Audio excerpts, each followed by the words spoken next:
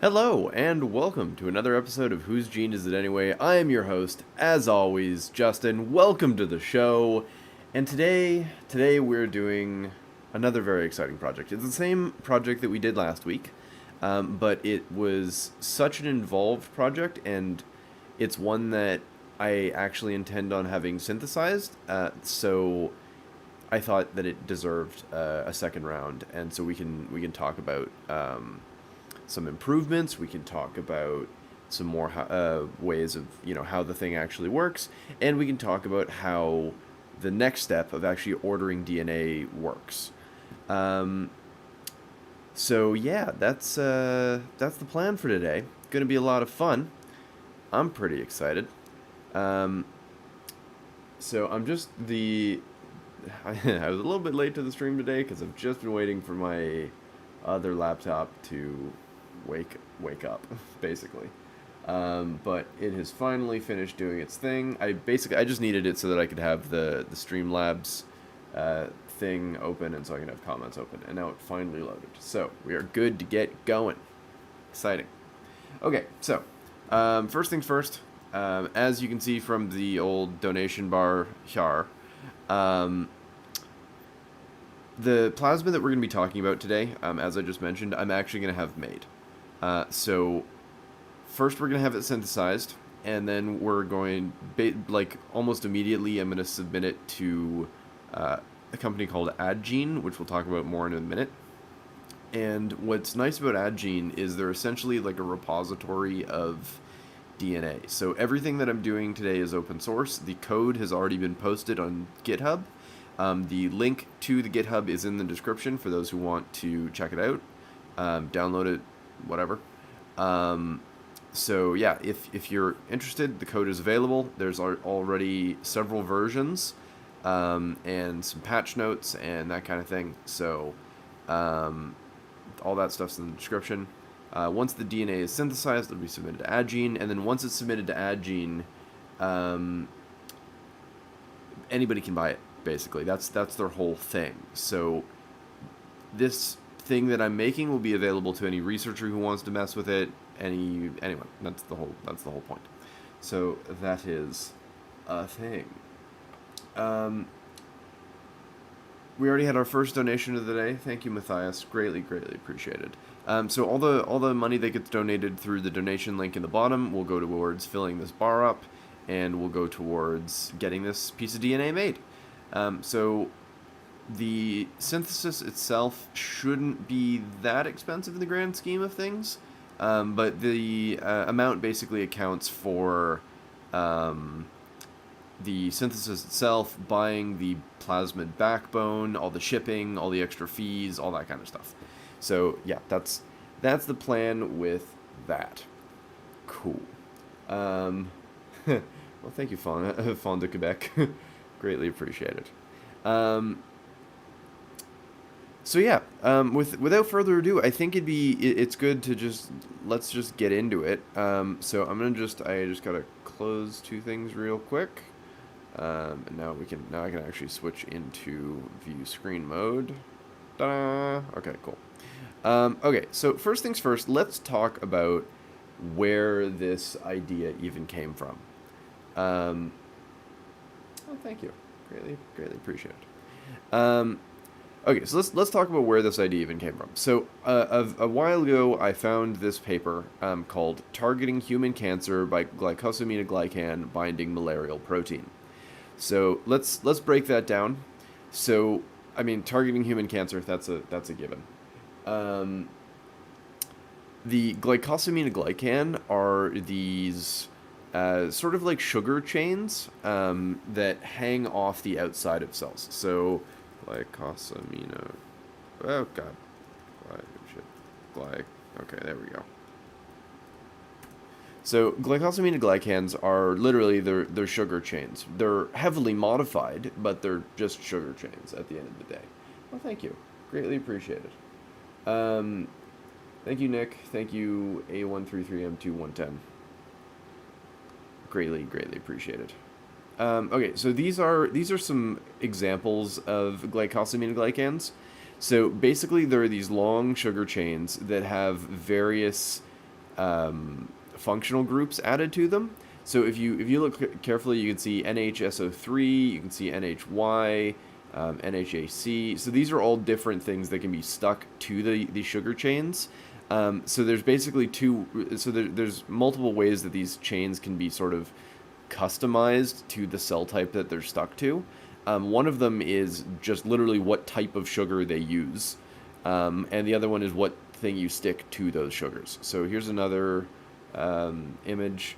So, you can see that these are different sorts of sugars, and then they also will have different things hanging off of them. So, for whatever reason, there's a particular type of these that are normally only found on human placenta, which sounds kind of gross, but it's the way it is. So it's normally only found on placenta, but for whatever reason, it's all like a weird quirk of the formation of apparently many kinds of cancer is that they also produce this weird sugar thing hanging off the end of it, which is very strange. Like, I don't know why they do that, and this paper doesn't really elucidate that thing, but it's one of those, if it works, it works, who cares? So this is one of the really important images from this paper. So I'm just making it big so it's easier for y'all to see.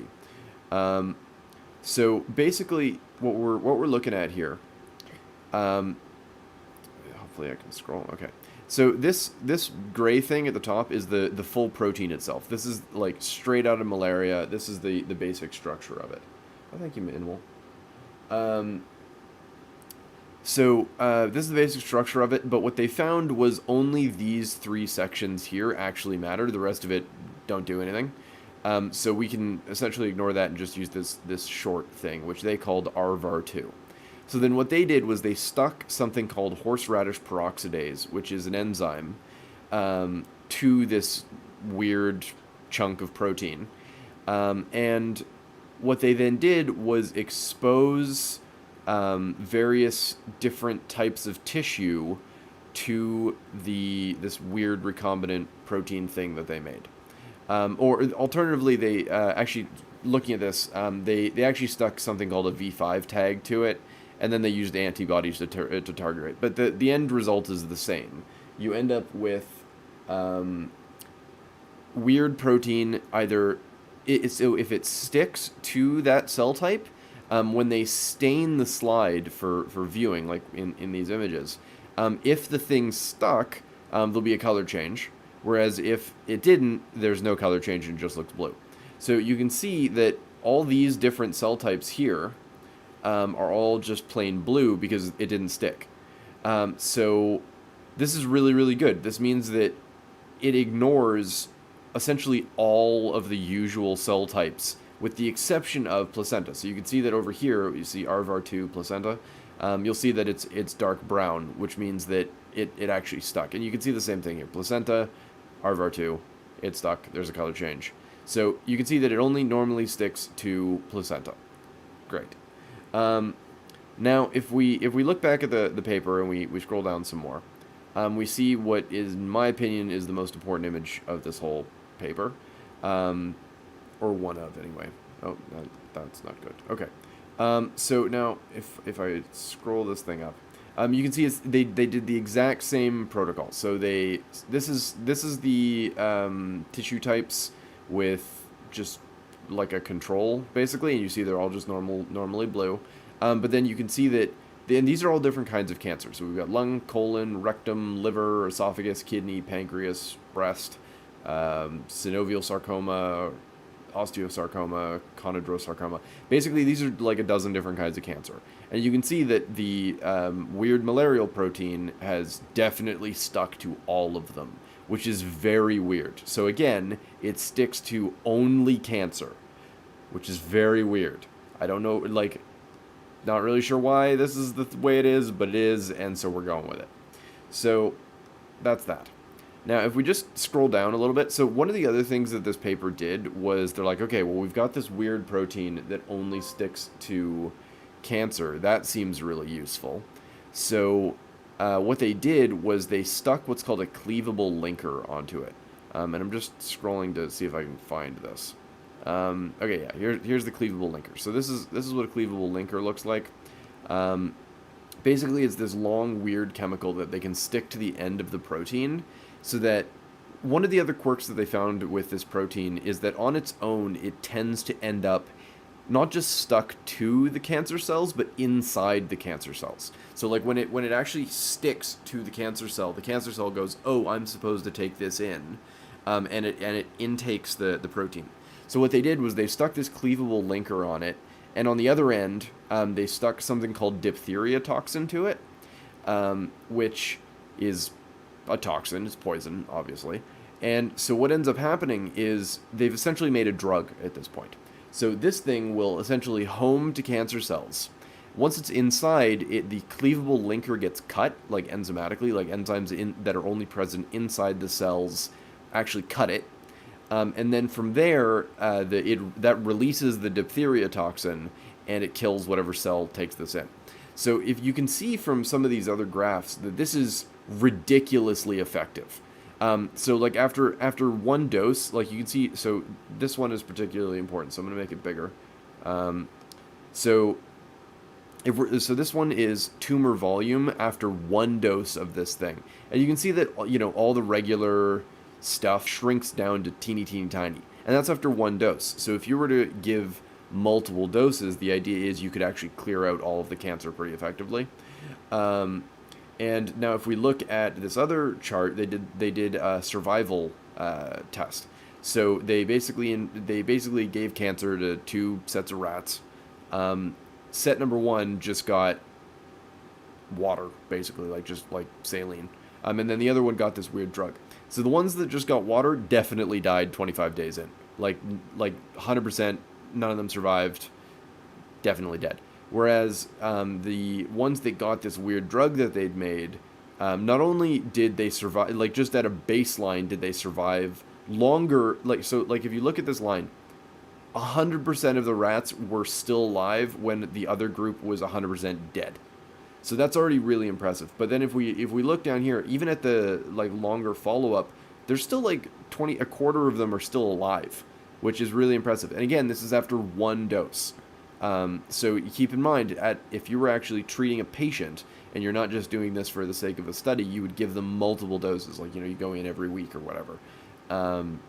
And it was effective at picomolar concentrations, which I can't convey appropriately how fucking tiny of an amount of stuff that is. It's a minuscule amount of material that this stuff was effective at, which is crazy. So basically the idea is okay, we now have a thing that is ridiculously good at targeting cancer, and evidently you can literally stick poison to it and give it to mice and they survive just fine. And I mean, that's with that's with cancer. So it's that's really pretty cool. Oh, somebody donated. Thank you very much. Thank you, Hoplet. So that's all very cool. But making this weird cleavable linker and like making the protein and sticking a cleavable linker to it and sticking the diphtheria toxin to it, it's a lot of work. It's a lot of work. It's kind of expensive. I mean, it'd be expensive for like me, but it wouldn't be expensive for like a one of the big pharma companies. Like they could do this pretty cheaply. They'd charge you $10,000 for a dose because they're bastards. But it's something that could be made pretty easily. But it's very effective, so it's something that would be worth looking at. And the people who wrote this paper actually started a company where they're using this thing to do exactly that. Like they're getting it through clinical trials, and that's the approach they're taking. But I'm not a big fan of chemotherapy. Well, to be clear, I like it when it works, and when we had nothing else, it was good because when your options are 100% death by cancer or a much lower likelihood of death, but also you have to deal with chemo makes sense. But it's 2020. We have better technology now. I think chemo is kind of dumb in the context of modern medicine. In the sense that the basic idea of chemotherapy is essentially give somebody poison and hope that it kills the cancer before it kills the patient, which is inelegant, is I think the best way to put it. It can be very effective. I know a lot of people who have had chemotherapy and therefore have survived something that should have killed them, and yay. But it is not a pleasant experience. I also know people who have died on chemo, and they hated it the entire way through, and it was a miserable fucking way to live your life. So the thing that I like when it comes to chemo or cancer treatment is what's being called the fifth pillar of cancer therapy, which is basically an entirely different concept. So where chemotherapy is, we try and make drugs that are more and more specific to just the cancers, and we just hope that it kills the cancer first. Or radiation, where we know where the cancer is, so we can just shoot it with a beam of radiation until it dies. What I like is what's called immunotherapy. So basically, this is the idea that rather than trying to give you poison and hope that it hits the cancer and nothing else, what if instead we train your immune system to find the cancer cells and kill them? Because your immune system already does this. Like, everybody has cancer. It's just a thing. Cells go bonkers all the time. But your body is actually pretty good at clearing them out. Like, you have to have a whole lot of things go wrong before cancer will actually take hold and become a problem, because your body has all sorts of different systems for dealing with this, because unsurprisingly, if you didn't, then there'd be a whole lot more dead people. And so, evolution has provided us with huge amounts of tools at our disposal to deal with this thing, but but sometimes they get overwhelmed. So if you can just tweak that system or improve it, then in theory, you should be able to clear out tumors without having to do chemo. And I mean, you can also combine this. So if you have a big solid tumor, then yeah, you can go in, cut it out, and then do immunotherapy to basically get any of the bits that you inevitably missed, because you always missed some. So it's basically this idea that, okay, let's just train the body to do the thing for us, and then we can minimize the amount of surgery we need to do, we can minimize the amount of chemo that needs to happen, and in theory, to all the way to zero. So you could have no chemo and still clear all the cancer. So there are literally hundreds or thousands even of different approaches to doing this. And they're all different. They all have their own approaches. They all have their own methods. They all use their own different kinds of chemistry to accomplish this same goal. Some of them will basically find antibodies, and we're going to talk about antibodies in just a second, but they'll find antibodies that will stick to specific things that are known to only show up on cancer. And you can also, a good doctor, not that many of these fucking exist, but a good doctor will do more when it comes to actually testing your tumor, rather than just cut it out and be like, you're done. The more molecular tests they can do on the tumor, the better, because basically the more information you can find out about it, the better, because then you can actually target it appropriately. So if you can figure out what sort of molecules it's expressing on the surface of the cells, you can choose the right antibodies to target it. And so in theory, you can clear it out. And so the idea is you could give a patient these antibodies, and they'll, float around your body and stick to the tumor, and then that alerts your immune system to, oh, this is bad, we need to kill it. And so then it'll clear out the tumor.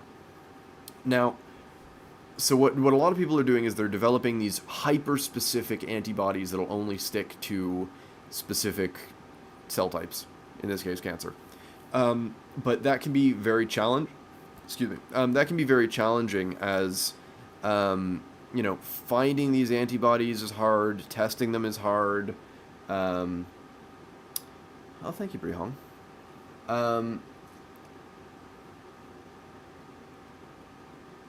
but it can be very difficult to find the right antibodies, and even if you do find them, it requires an enormous amount of testing. So if you've got a weird kind of cancer that we don't have antibodies for yet, you're fucked.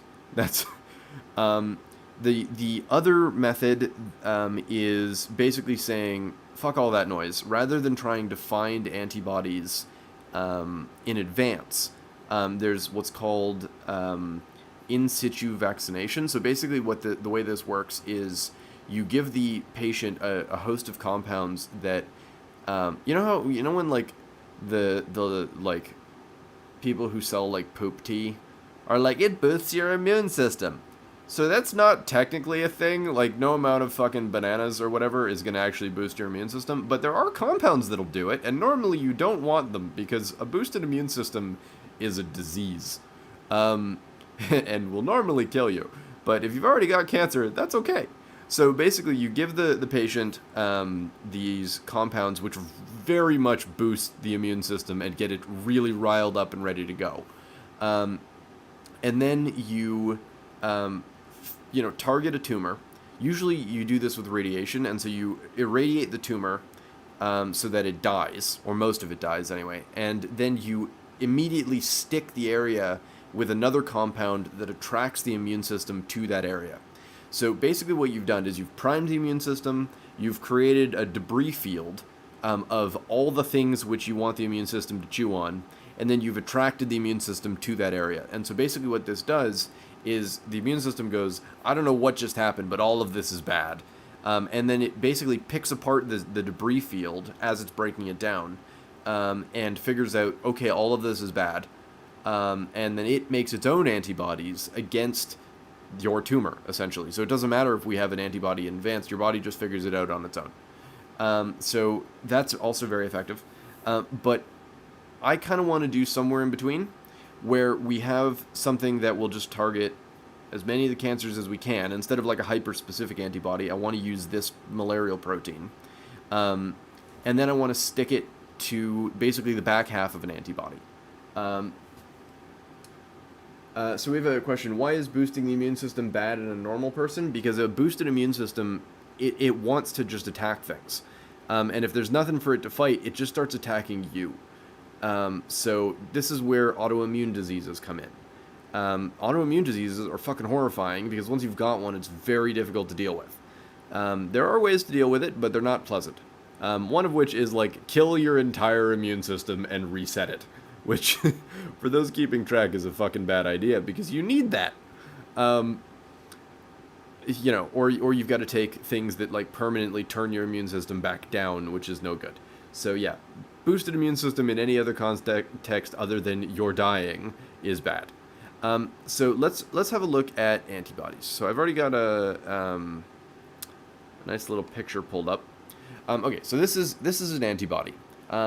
There's actually multiple different types, and they come in different flavors essentially, and normally they do different things. So depending on what type of antibody it is, once it sticks to something, it'll trigger a different cell type, like a different immune cell to act, essentially. Like and I'm going off memory, so I might fuck this up, so I apologize in advance if I get this backwards, but like IgG, so this top one, I believe triggers what are called natural killer cells. So basically, these recognize whatever this is stuck to and goes, this is bad, kill it. And so it will basically attack that cell and basically make it explode. Whereas IgA, this one on the bottom here, attracts macrophages, which will eat whatever it's stuck to, and then break it down. So it's different, kind of different things. But so let's look at the parts of an antibody, right? So all antibodies have these same basic components. So they've got what's called the antigen binding domain. So this is the bit on the ends, and there's two that are identical. That these bits are what actually recognize this whatever specific thing they're targeting. These are what are called the hypervariable regions. So the immune cells will essentially randomly mutate this bit of code until they find a combination of amino acids that sticks to whatever it is that they're trying to kill. And then once they've figured that out, they'll start cranking out these antibodies en masse, and these will always stick to whatever thing it's supposed to stick to. That's just what they do. Think of it like a magnet, but that only sticks to like Cheerios or whatever. Like it's a thing that only sticks to one very specific thing. The rest of the antibody, this lower part here, the CH1, is basically useless for our purposes. But the CH2 and CH3 is the thing that I'm interested in. So these bits are what the immune cells actually recognize as this is like, whatever this bit sticks to, this is the bit that the immune cells will recognize and then can do their job. So basically, if we replace this top half, the VH and the CH1, if we replace these with the malarial protein, we now have essentially a synthetic sticky bit stuck to the back half of the thing that actually triggers the immune cells. So whatever this sticks to, in this case, all cancer, should trigger an immune response. So let's talk about the ways that the immune system responds in these cases, right? So the thing that I'm interested in, so there's different ways that antibodies can do their job. Sometimes they can just grab onto things and basically plug them up. So, for example, some of the antibodies that they're trying to find for COVID basically stick to the exact spot where the proteins on the outside of the virus interact with the receptor that they stick to. So if you plug that receptor up, then they can't make contact with the cell, and so they can't end up in the cell and they can't infect you. So that's what's called a blocking or a neutralizing antibody. But what I'm interested in is what's called an antibody-dependent cellular cytotoxicity or antibody-dependent cellular phagocytosis. So basically what these mean is when these antibodies stick to things, it triggers death, basically. Like it triggers the immune system to kill whatever they're stuck to, either by literally flooding the area with this special type of poison that the immune system makes, or by just straight up eating the cell. So both of these are very, very good, which is what we want. So let's have a quick look before we get more into that. Let's have a look at what I actually made. So this is the thing that we made last time, and it is when we did this last time, this is not that part. This part to this part is what we actually made. So ARVAR2. So I'm gonna zoom in on this so you can see it. Scroll. Oh, somebody kicked in. Thank you. Asks, could you do a video on building a DIY biolab? I already have. In fact, I've made 2 of them. They're already on the channel. Okay, so this is what we made last time. I don't know why this is still highlighted. There we go. That was weird. So this is the ARVAR2. This is the malarial protein, which we found from a so we basically dug up a malarial genome, and we found this protein, and then we isolated the useful part. So that's ARVAR2. Then on the front half, we stuck this little pink piece, which is a secretion peptide. So basically it makes it so whatever this is stuck to will actually be secreted from whatever cell is making this, which we obviously want, because if this is just stuck inside cells, it's useless. It needs to actually get out, float around the body, so they can actually go find the tumors. And then the last bit is the FC region. It's the back part of that antibody that we were just talking about. So we call this piece, the CH2 and CH3, the FC, or functional crystallizable domain, I believe is what it stands for. But point is, we just call this FC, just for sake of convenience. So we've got malaria, we've got secretion, and we've got the FC region. Now, the thing is, this FC region comes from IgG, which is, remember, a type of antibody. But it's what's called the wild type variant. So, like, I checked after the stream, and this is a wild type FC. So the thing is that this should work. By all counts, this should work. The only thing is that the wild type FC is fine, but it's not at homing to it, and so the chances of that ADCC, the antibody-dependent cellular cytotoxicity event, happening is much higher, much higher. So finding a better FC was basically what I've spent the last few days doing, and so I've just been combing through an enormous amount of literature to find something decent. So what I ended up so the first thing I did before I did that was I reconsidered what we're using as the delivery mechanism, because right now this whole plasmid, this whole piece of DNA, is built to work in I'm gonna just spin that around because that's confusing. Okay, so this whole piece of DNA, you'll see this tag here. It says HIV, and then there should be a second one somewhere, which I don't know. Here it is. So yeah, here's the LTR. So this is basically what's called a lentiviral vector, which basically means that you can grow this piece of DNA with two others that will basically grow essentially an HIV virus that has been made safe. Oh, thank you, Julius. Greatly appreciated. So just quickly, Coley asked, is it better to donate via Streamlabs or YouTube? If you donate via Streamlabs, I believe I get 100% of the money, whereas if you donate through YouTube, they take like 30%, because YouTube wants their pound of flesh. So yeah, it's definitely better to donate through the Streamlabs. Also, then you'll fill up the donation bar. So, also, thank you everybody who's been donating. It really is truly greatly appreciated.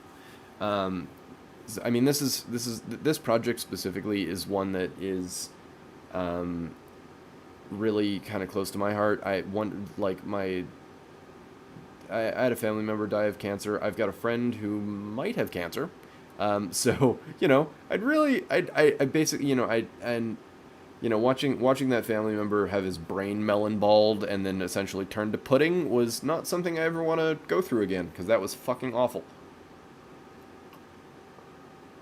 And if I could do a little bit of good for this miserable fucking world, that would be lovely. Anyway, getting back into it.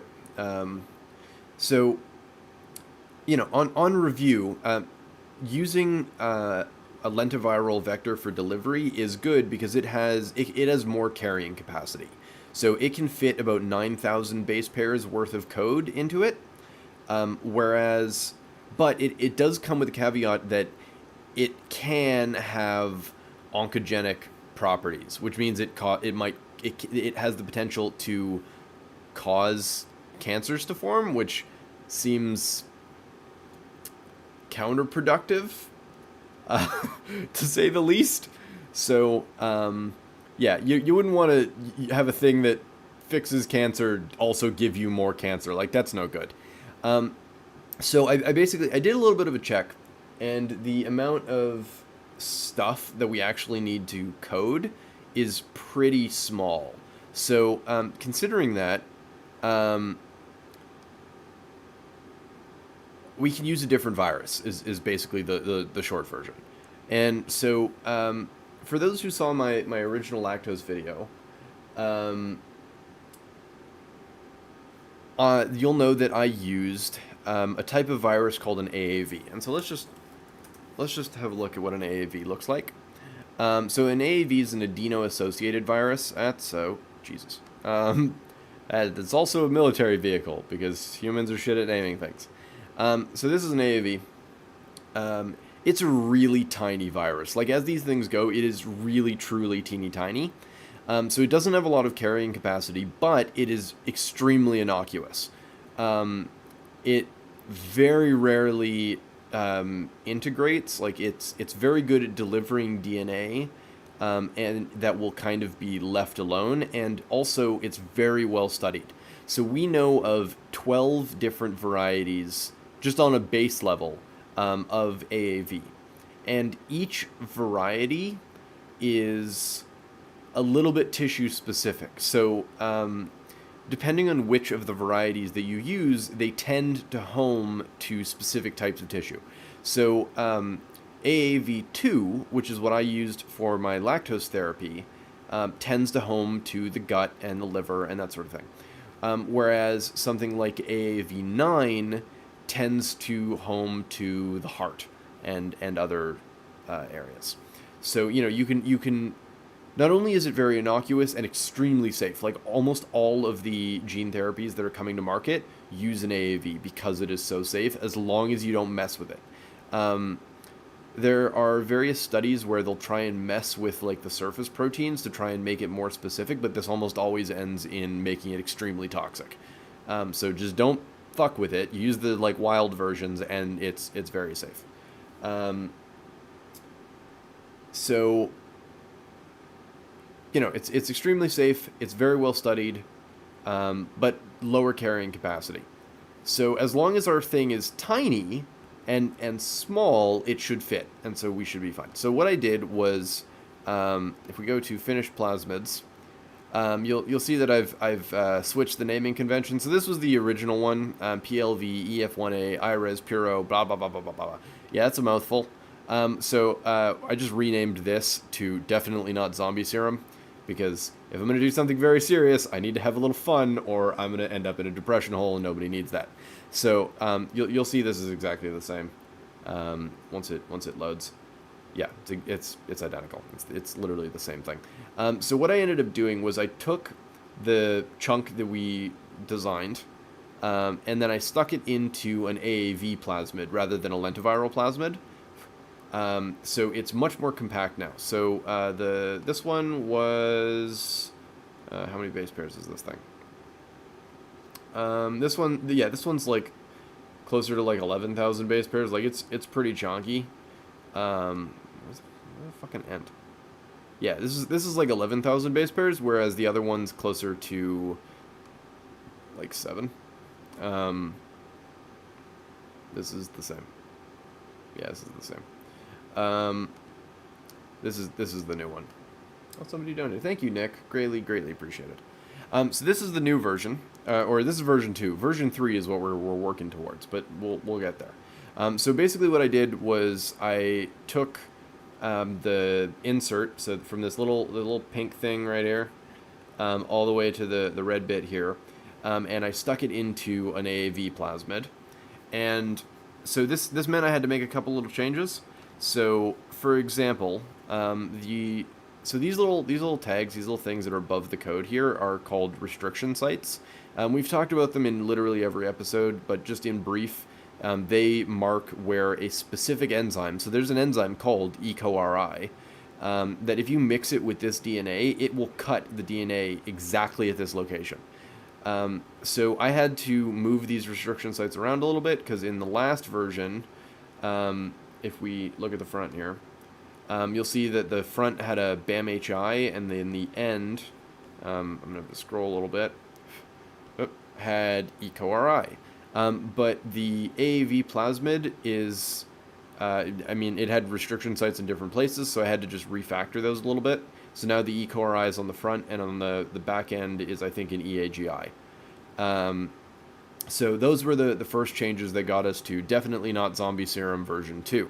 So this is now AAV based, so we should be able to take this, stick it into some mammalian cells, along with 2 other plasmids that contain all the code for the shell of the virus, and it will literally grow viral particles. And so you can see this little tag here. It says AAV2ITR, AAV2ITR. So these mark the start and end of the virus's code. So it will see, so as it's making the shell of the virus, it recognizes these little tags, and it'll cut the DNA here, and it'll cut the DNA there, and it packages everything in between. So this is really convenient because it just means stick anything in here and it will make virus particles for you. This is also really convenient because there's lots of companies that will make AAVs for you, so you don't even need to do shit. You basically send them the DNA and you're like, please put this in virus and then send me a tube of virus, and they'll do it, and it's not expensive. It's like $600. But the nice thing is, even if you don't actually ever use the viral function of this, like you can just mix this. Like if you're just doing this in a flask, for example, and just for the sake of testing, you can mix this with a compound called lipofectamine, and then just squirt it into the flask, and it will put the DNA into the cells, no virus needed. But that's also how you get this in to start making virus. That's a whole thing. No, we're not covering that right now. So point is, I refactored the DNA to now be AAV-based instead of lentiviral-based, so it shouldn't have any oncogenic properties, which is seemingly good in a thing meant to treat cancer. So, okay, that gets us to version 2. Now let's look at version 3. So version 3, on initial inspection, doesn't look any different. Like I mean, if you were to just look at it, you wouldn't be able to tell the difference easily. But what I changed was this. So this is the FC region we just talked about. This is what I changed. So after spending, God, like 5 hours, like digging through literature, I finally managed to find a good paper, well, a medium paper, on an improved FC region. So I'm going to pull that paper up because I think it's important that we talk about it. And I just want to show you what's up, kind of thing. Okay, IgG cross type. I think this is the right thing. Yeah, this is it. Yeah, IgGA. Okay, so IgG is this one. IgA is this one. These are two different types of antibody, which we talked about. So IgGs are really good for triggering neutrophils, whereas IgA are really good for triggering macrophages, and they're really good at triggering what's called the complement system, which we'll talk about in a minute. So if you could make a fusion, so that had parts of each of the FC regions for both of these, you could in theory make the antibody have both properties and therefore trigger all of these different immune functions all at once instead of having to make two different antibodies.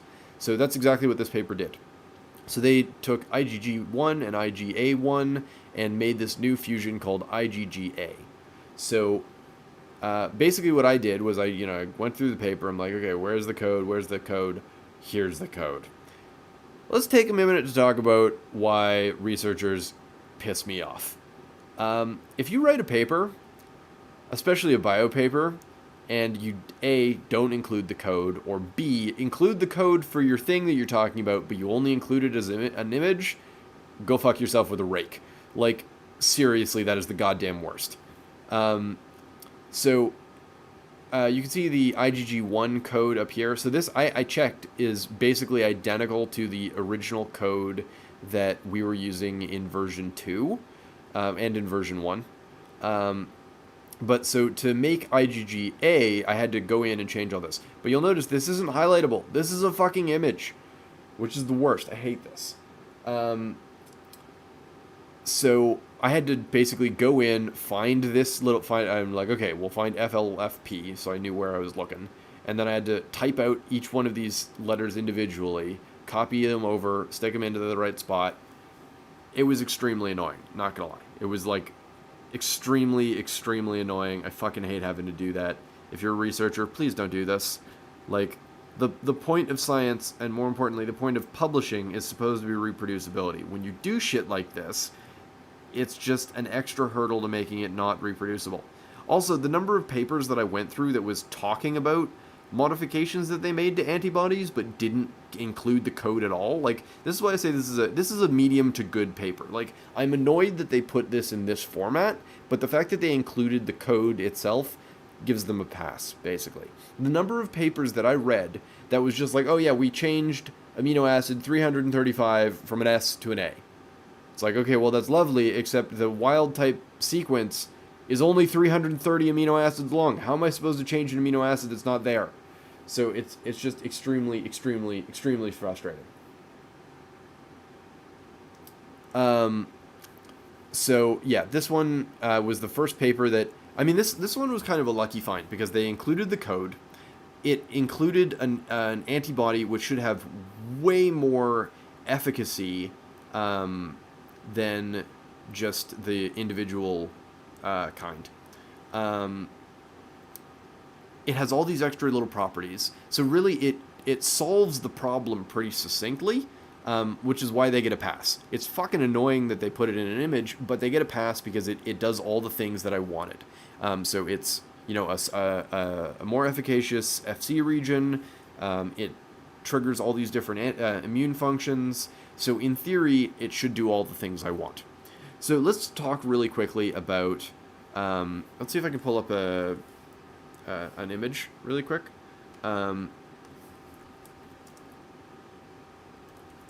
Cellular cytotoxicity. So I'm just going to pull up a picture of this really quick just so you can kind of get the gist. But the basic idea is, and there's literally like dozens of different immune cells. Like there's so many varieties, and your immune system is extremely complicated. Let's just kind of leave it at that. Also, in case you're unfamiliar, biologists love cartoons, and I don't mean like Pinky and the Brain. I'm talking about like in their papers, everything is cartoons. Like it's very rare that they show like an actual like 3D rendering of what the thing is supposed to look like. It's all just like blobs. But so the idea is antibodies stick to the thing, natural killer cells recognize it, or whatever other cell, and then, you know, in this case, it's like it makes lightning bolts. No, it's not. It's obviously not lightning bolts. It's generally it's a release of a host of different compounds that force whatever cell that it just stuck to die. A lot of the time, these just target like the cell wall and just literally burst the cell open so that it doesn't have like time to consider like, should I do this? I don't know.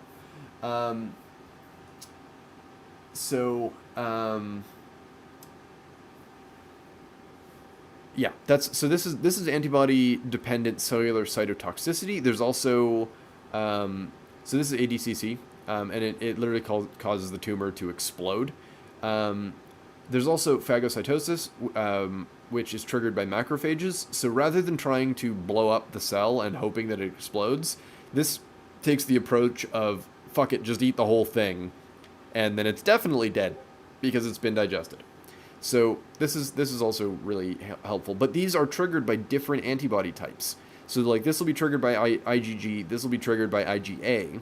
So this weird fusion thing triggers both, which is really, really good. There's also a different kind of cellular cytotoxicity, which is what's called complement dependent cytotoxicity. So your immune system is more than just I can spell, I swear. So your immune system is more than just immune cells. You also have a non-living portion of your immune system called the complement system. And there is no way that I can appropriately convey the complexity of the complement system in one video because it's ridiculously complicated. But if you want to learn the basics of it, I would highly recommend checking out the Kurzgesagt video about the complement system because it is fan-fucking-tastic. That video focuses primarily on how the complement system is used to fight infections, bacteria and viruses. It doesn't really talk about dealing with cancer, but the complement system can deal with all of this. So I'm going to see if I can pull up, I want to see if I can just pull up like a pathway of them because it is really a beautiful biochemical dance of, it's like 100 compounds. It's crazy. So yeah, here's a, let's see if I can make this bigger. Can I make it bigger? No, not really. Okay.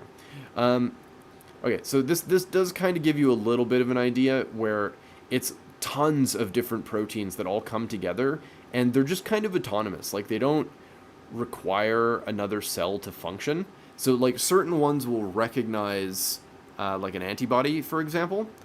So if an antibody sticks to something, it attracts the complement system to it. And then the complement system is basically this weird collection of proteins that each one sort of catalyzes the next to do the thing that it needs to do. Well, thank you, Seth. Greatly appreciate it. So it basically will eventually build this whole... so, I mean, either it can trigger inflammation, so it triggers immune cells to come to the area, or it can trigger just whatever it's stuck to explode. So, for example, one of the proteins will bind to the cell wall, and then this attracts more of the proteins of the complement system, and it eventually builds this whole complex that literally punches a hole through the cell and then makes a pore which the cell can't close. So it basically makes a hole in the cell, and it just leaks to death. And it's not just one, like, this isn't only going to happen once. Like, this is going to happen literally hundreds of times all over the cell, and so it basically just makes the cell explode. So it's pretty neat. It's pretty neat that it's able to do this. And so sometimes it just, like, for... so here's a thing, for example, where you can see that it recognizes, and then the protein complex starts building, it makes a pore, thing explodes. This happens a lot with bacteria, so this is one of the ways that the complement system deals with bacteria. So it just literally makes a pore and the whole thing dies. But it can also do this to, so this says lyses a microbe, but it can also lyse human cells. Like, it can also lyse cancer. So the fact that this IgGA thing is able to not only attract your own immune cells, but also the complement system, and make what's called the membrane attack complex, which is that weird pore-forming thing. Like, this is fascinating to me. And it should make whatever we've stuck to this synthetic antibody way more effective. Like, way, way, way more effective. So that's pretty cool. So basically so definitely not zombie serum version 3 now uses this IgGA thing. So once this RVAR2, the malarial protein, sticks to the cancer cells, it should attract the complement system, the macrophages, neutrophils, all of these different things, and it should just rip the cells to absolute shreds. And I think this is going to be real cool. So that's basically the update. That's what I've been working on for the last couple of days, and I didn't do this live because this process was extremely frustrating and very boring to watch. And I knew it was going to be like that, so I didn't bother showing the process. But what I did do was I posted all of the code. So let's have a look at where I post the code. So if you haven't checked this out already, I would highly recommend doing so. Also, it would literally do me a favor if you could do this. So I've made a GitHub repository. If you just look up whose gene is it anyway on GitHub, it should come up. And all of I finally got around to uploading all of the different the ones that we're missing. Every time that we do one of these streams and I design a piece of code, it ends up in this repository. And so there's already a huge list of different plasmids from the different projects that we've designed. So if you're interested in any of the things that we've designed, they're there. So I'm not going to make most of these. Like, most of these were just designed for fun. But if you're interested in them, they're open source. You're welcome to download them, send them to a gene synthesis company, have them made. All the information for doing so should be included in there. And if it isn't, then you can just check the stream that I made that project on, and you'll find all the rest of the information that you're missing. I'm trying really hard to make sure that I include all of the papers and all of the stuff. So this is the write-up that I did for this malarial cancer therapy, because again, I'm actually making this. Like, this is not theoretical. Well, I mean, it is theoretical right now, but like, I'm actually going to have this piece of DNA made, and I'm going to see if it works. So a friend of mine is building an animal testing lab specifically to study cancer. So I'm going to have a whole bunch of animals to test on, which is going to be awesome. So once this is made, we're going to literally try it out and see if it works. And if it doesn't, then we'll make changes. But if it does, I mean, that's fucking huge. It's like, might have cured all the cancers on a Tuesday. That'd be fun. I'm not going to toot my own horn. I never assume that any bio project is going to work until I've until I see it working. But theoretically, this could be really, really big. And again, it's open source. So the code is posted. If you want to go make this tomorrow, you're welcome to do so. Basically, once this fundraiser is finished, I'm going to send in the order. Like, it's just we're going to get it made. It's just how it is. This is the project file for the malarial cancer therapy thing. The finished plasmids are here in the finished plasmids folder. The various versions of Definitely Not Zombie Serum. I've tried to include patch notes and version notes and all this kind of stuff. So like I've got an overview here. I've got a list of all the papers, the stream. There'll be a link to this stream here as well. I added patch notes, so when I made the version 2 and version 3, I included all the changes. So what would really do me a favor, if you're a biologist and watching this, because I saw some people in the comments being like, I'm a biochemist or a bioinformaticist. Can you please check my work for me and make sure I didn't fuck something up? The plasmids are here. They're available. If you can just check and make sure, because I think I've done everything right. I think I haven't made any obvious glaring mistakes. But if you can review the plasmid and make sure that, like, if there's anything wrong, submit a pull request and I'll check it and we'll see, what we think. But yeah, if you can basically look at this plasmid, see if I've made any glaring errors, that would be greatly appreciated, because I'm basically going to give this another. So we're going to finish the fundraiser, and then I'm going to give it about another week to just kind of sit and sleep on it and make sure that I don't feel the need to make any more changes. But as long as everything checks out, in about a week and a half, I'm gonna actually order this, and then in about a month we'll have it. So that's the plan for this. So I'm gonna. So there's just some quick questions. How can we contact you directly? There's a business email on my channel page. So if you go to the About section of my channel page, there's a business email. So yeah, if you wanted, you can just send me an email. Because those I usually check. There's also, like, you can just submit an issue rather than a pull request on GitHub. So like if you go to issues, this will start like an open conversation. So somebody submitted this thing, which I haven't had a second to respond to yet because it came in right before the stream started. But I mean, this I read it, and I'm basically just gonna close this issue because none of this is valid or helpful. But yeah, if you submit an issue or a pull request, I can review them. If you send me an email, we can have a chat. The other thing is,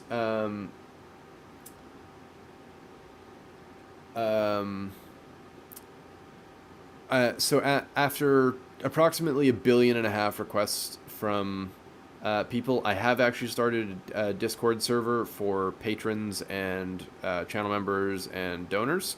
I need to modify the donation link on Streamlabs to include the Discord link. But for any of you who are a patron and are in the Discord server, you can just ping me there. There's literally channels for doing that.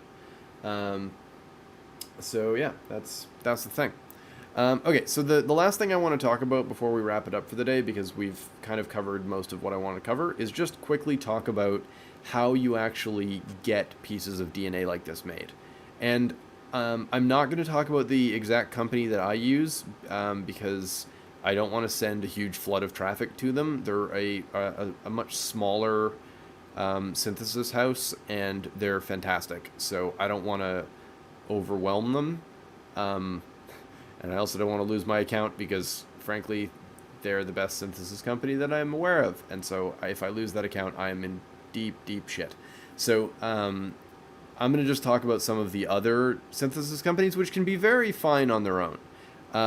But they tend to be picky, whereas the company that I use is able to do basically anything. Like I don't know if I've sent them anything where they're like, no, we can't do that. Like I sent them the fact that they were able to make my spider silk construct is just insane to me. So let's talk about, say, GeneScript, for example. GeneScript is one of many synthesis companies that are able to make DNA for you. So if you go biological services, reagent services, catalog, what the fuck? Where's your gene synth? Gene services. That's what we want. So every company has their own specifics on how they want the thing submitted. They also have different fees and different requirements. So for the company that I use, you can submit whatever piece of DNA you want to them, and also like in not like to have made, like to use as a backbone. So for a lot of these companies, like if you click like standard gene synthesis, for example, on GeneScript, one of the things that they're going to require. Oh, thank you, Sky. Thank you, Felix. Greatly, greatly appreciated. So one of the things that they often require is that the piece of DNA that you use as the backbone. So like if we look here, this AAV plasmid is what I'm using as the backbone for this, and I will have purchased it from Adgene, which let's look at Adgene for a second.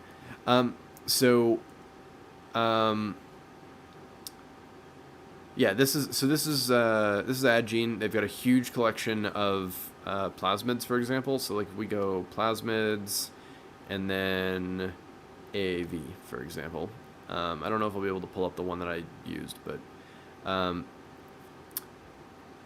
so you can buy these pre-made plasmids from them, and then you could submit them to a gene synthesis company and be like, okay, now make this separate piece of DNA and put it into this backbone. Not all companies will let you do that, and if they do, they'll usually charge you a fee. So there's like anywhere from a $100 to $500 like backbone submission fee, so that they can have the backbone in their like repertoire, and then you have to pay for gene synthesis separately. So if you go like, so let's pretend first. Oh fuck! You're gonna want me to sign in? Okay, fuck GeneScript then.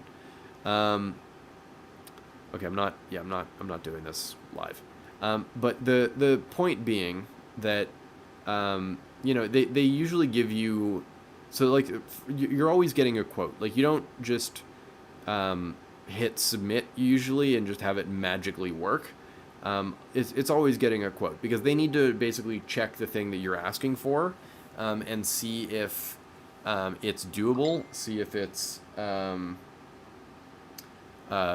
reasonable, and also making sure that it's legal. Because there's certain pieces of DNA that, especially depending on your country, are just straight up illegal to have made.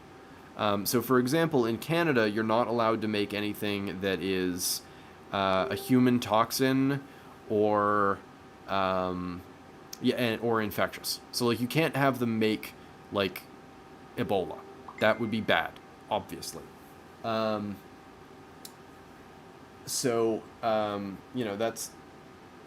a thing.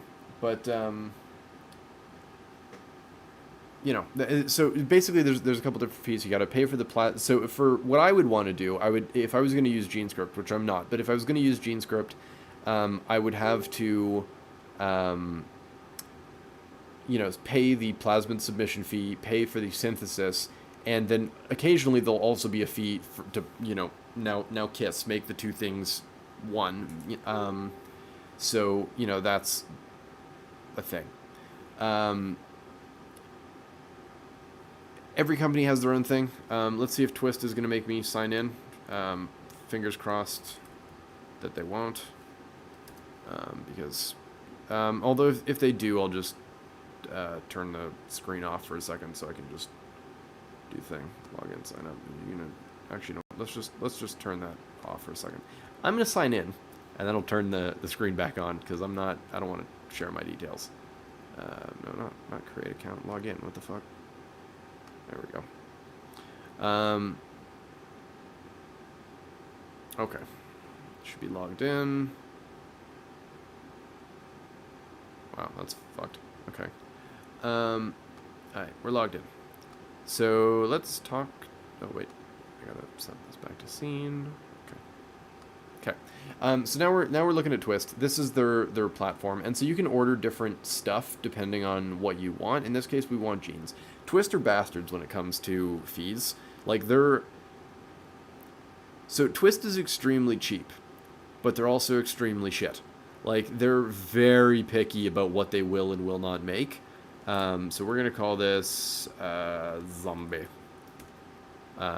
just for sake of this. So they're extremely picky about what they'll make. So we're going to just do manual import. We're not going to do a file. And we're putting in a nucleotide sequence. So we're going to go over to here. Let's just say we want them to make, just for the sake of argument, this is not how you would do it, but let's just say we want them to make our insert, for example. So what we do is we go over to here, and we paste this in. Let continue. In theory, you should give it a proper name, not just gene 0, but we're just doing this fast. So already this is like, all right, fix error. Okay, great. In this case, I assume the error is, yeah, it wants a backbone. So, with that, so this is what I'm talking about. Like, so if these are the backbones that they provide, but these would all be useless for what we're doing. So what we would want is you would want, my vectors, except they charge you a fee to submit. So we're going to just, for the sake of argument, we're going to use one of their vectors just because. We're going to pick a high copy p-twist amp. Yep, got it. Thank you very much. So now it's going to analyze this and then tell us if they can make it, essentially. Fingers crossed that they can. Holy crap. Okay. That's wild. I'm so used to making weird DNA that, like, Twist can't make, so I was really expecting that to fail. But, okay, so that's the thing. So now, like, if you already had the backbone submitted to them, instead of picking p-twist amp, you could just pick the thing off of your list. And then, so, this is a bit not what it's going to cost to have me do this. Like I said, Twist is the cheapest, but a lot of the time they'll start making stuff and then it'll fail when they go to make it, and then they like send you a bunch of garbage, or they'll send you they'll give you like half your money back and then be like, sorry. So like things fail on Twist fairly regularly, just because the way that they make stuff is very computerized. Which is to say that, like, if it doesn't fit their algorithm, like, if their machine fails, they're just like, I don't know what to do. Whereas, like, other synthesis companies, like the one that I use, for example, will actually plan shit out. So they'll figure, like, okay, we got to make, about 2,700 base pairs. And so they'll do a bunch of analysis and figure out, okay, which areas here are going to be tricky, especially to, like, stick together. Because you got to figure, if they're making 27,000 or 2,700 base pairs, different areas of the DNA are going to be more or less difficult to get to stick together properly, because they don't print all 2,700 base pairs all in one shot. I fucking wish. But they actually print about 150 base pairs at a time, and then they take all those little fragments and they put them together into the final thing. So if there's a problem with one of those fragments, it can fuck up the entire sequence, or the entire assembly. Twist, if their program thinks that it can do it, they'll take your money and they'll just go for it. But if it fails, they don't have any recourse. Like, they're just like, I don't know what to do. Whereas, like, GeneScript or some of the other companies will actually, like, take the time to make sure that, like, they've accounted for that. Or if there's a problem, like, they'll readjust. And, different companies also have different, like, money-back guarantees. So, like, if they try and make your thing and it fails, some of them will just give you all of your money back. Some of them will give you half your money back and then send you a bunch of garbage. So it's a bit different.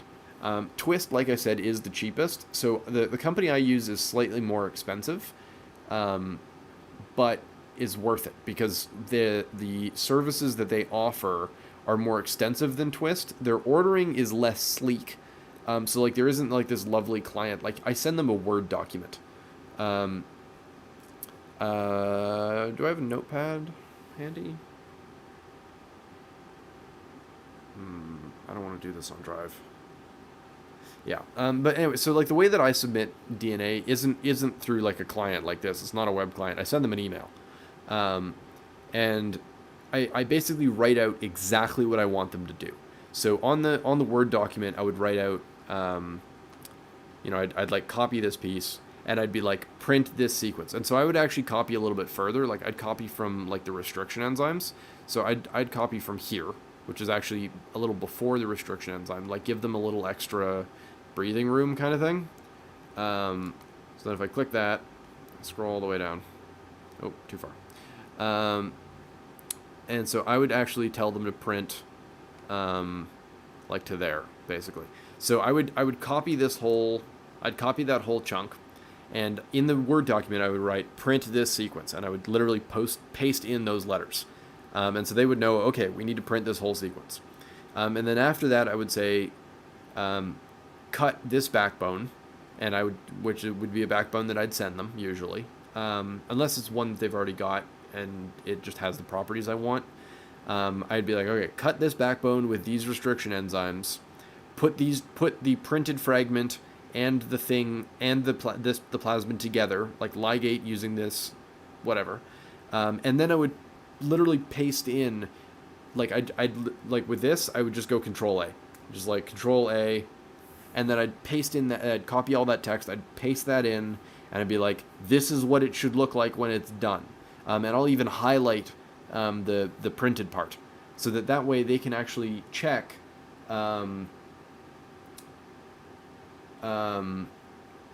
like to make sure that everything's lined up properly, and also I'll say like make sure that you choose a colony with the insert in this direction, so like they know that, like because if you put this backwards, like if you took the insert like from here to here. So if you tried to stick that into the plasmid, but it was upside down, the whole thing's fucked. So I basically give them as much information as I can, and I'll be like, print this, put it here, make sure it's this direction, transform it into E. coli, use this antibiotic for selection, and then select a colony that has the correct piece of DNA in it, and then send me 10 times 100 micrograms, like mini prep 10 times 100 micrograms of DNA and a stab. And so what they'll do is they'll send me 10 vials of DNA that have 100 micrograms of DNA in them from the thing that I just told them to make, and they'll send me a stab. So basically it's literally a tube with agar in it that they like dip into the bacteria that has the correct DNA into it, and they stab it into the agar. So this is extremely stable. It can last for a very, very long time. And so if you ever, by some horrifying miracle, if you've gone through all like 10 times 100 micrograms worth of DNA for some fucking reason, you can basically take that bacteria, streak it out, grow it up, extract the DNA from it, and then you can just make more of your DNA. So this is really an all-inclusive thing. They do charge an extra fee for all of this, which is why the donation goal is what it is, but it's worth it. Like having 10 times 100 micrograms and a stab, you'll never run out. So I did that for my spider silk thing, and I've burned through like an entire tube of spider silk DNA already. I'm on my second tube, but I don't care because I've got another 9. Like, so this is it's pretty handy. But yeah, so that's how I do gene synthesis. There's Twist if your thing is pretty mild, like if it's nothing particularly difficult. They're very cheap. Like they're very, very cheap. Most of these companies though most all of these companies will require that you're set up as a business and usually have a commercial address. So that's typically where people get stuck. The way I get around this is have a registered business and a commercial address you can send it to. It's not that big of a deal. Thank you, Venda. Greatly appreciated. So, I mean, this can be as simple as like you set up a company, and then if you've got a friend who's got a business address, you just set that as the shipping address, and that solves all your problems. And then they'll just ship you whatever you want. But yeah, that's kind of the basics. So depending on the company, each company has their own specific way that they want the DNA submitted. So like with Twist, I think it's a $500 fee to submit a new backbone, which is ridiculous, and that's why I don't like Twist. But you basically just follow the instructions on the site. Like most of the time, with the exception of the company that I use, the sites are usually set up in a way to make it as easy as physically possible to order DNA. And there are lots of places that will sell DNA to you. There's Twist, there's IDT, there's GeneScript, there's GeneWiz, I think BioBasic does some DNA synthesis. And the other thing is, if you don't have a lab to do a lot of the... What was that? Oh, thank you, Nico.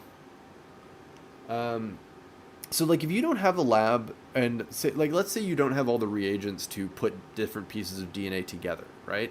There are also companies that can do that for you. So like for example, one I'm aware of is BioBasic, and their whole thing is you send them whatever pieces of DNA that you want to, mix and match. What is going on? Okay. So for example, they'll do gene synthesis for you, but they'll also do some of the lab work for you. So they'll do DNA sequencing, they'll do subcloning.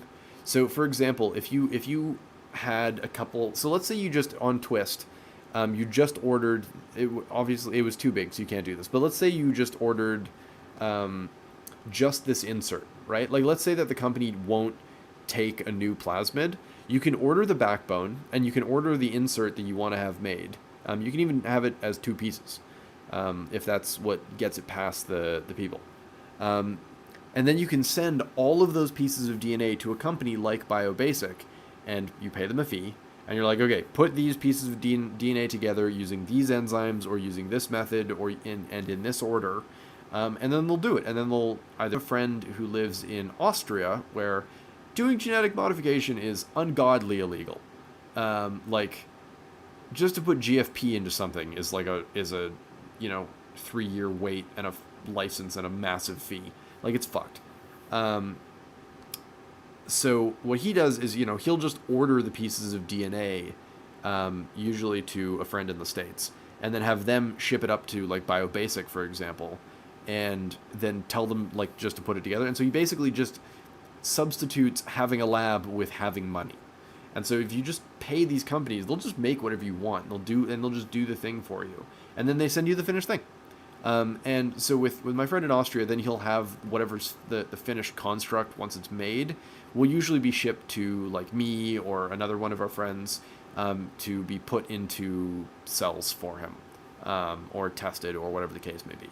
So there's lots of ways to kind of get around this if you don't have like a lab yourself, or if you don't want to invest in all the tools and enzymes and stuff.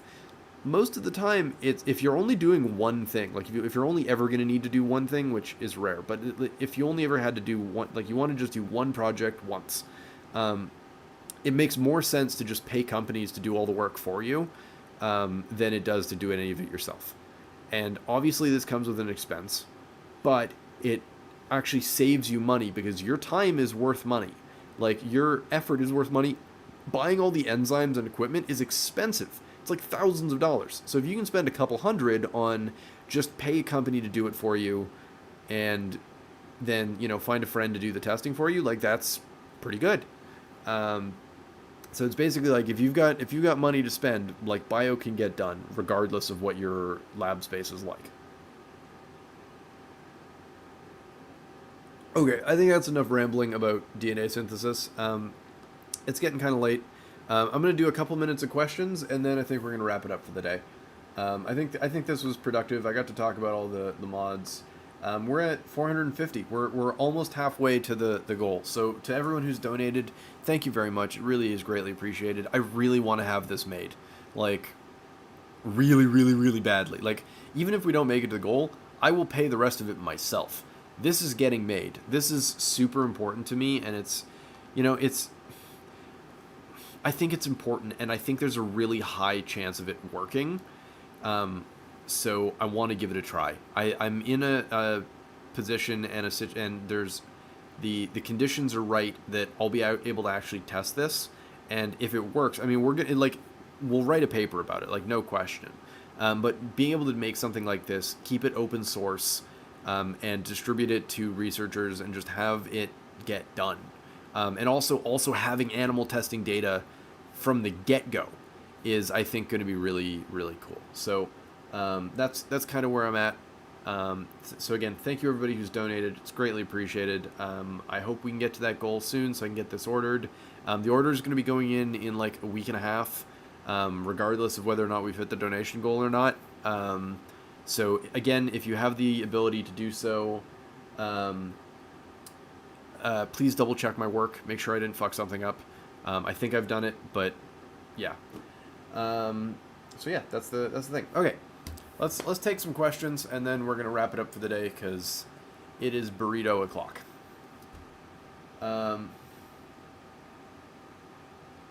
Okay, so oh, thank you, Rosa Parza. I don't know how to pronounce your name, but thank you very much. You're awesome.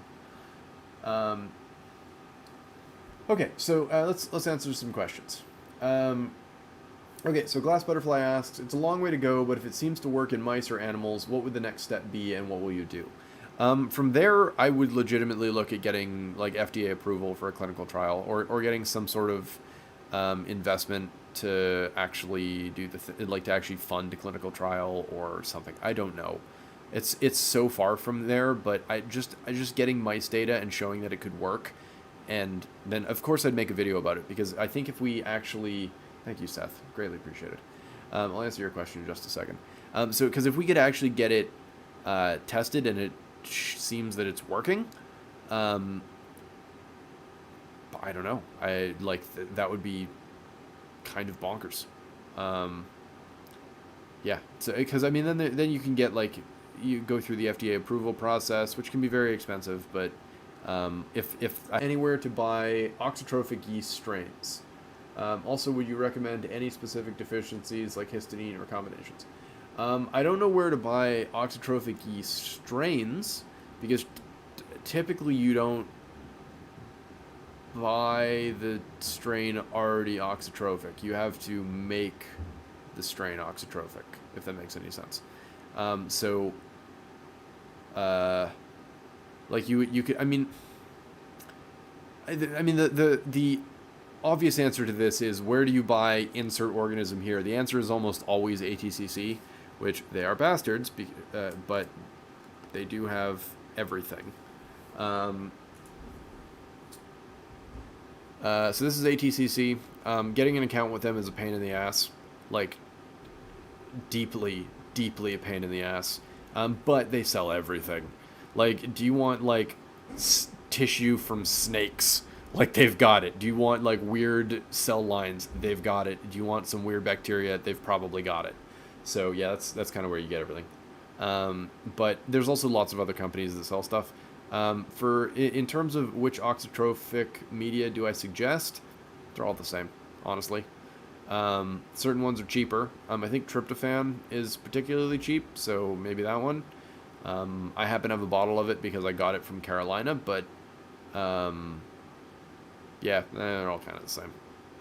Just know that oxytrophic media is very fucking expensive. Like, it's worth it because it makes transforming yeast very easy. But God, is it expensive. It's like $300 just for like one of the components for it. It's ridiculous.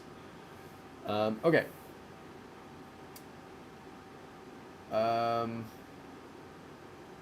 Okay, what is the criteria? So Vivek asks, what is the criteria? Oh, actually, wait. Before we get to Vivek, somebody also donated, so I want to answer their thing quickly. Jay Lawrence asks, do you think it would be worth it to take some college courses to get into biohacking, or is doing experiments on my own with kits better? They're different. Working through a kit gets you like some of the hands-on experience, but taking some like university classes. No, I mean, not to say that university classes are mandatory. You can absolutely do what I do with absolutely no school. It's just going to take you a lot longer. I mean, not to say that I have a whole lot of school. I only went to university for like 3 years, and I dropped out. But I'm also an information sponge.